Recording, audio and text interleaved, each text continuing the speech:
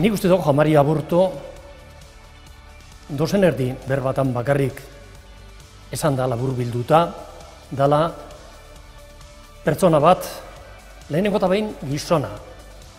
Hor ezbardin duta gizonezko eta gizona izatea, zer dan, ezbardin duta, gizona. Bigarren, zoragarrizko gaitasunak daukasana.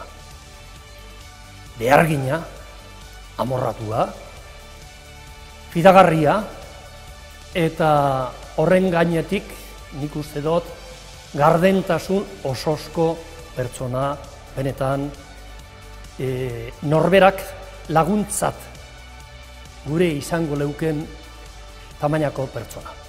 Makine bat erabaki garrantzitsu izango deuz Bilbon, baina alkate izan aurretik eta alkate gai danetik nik uste dut erabakia hartzen dagoela ja.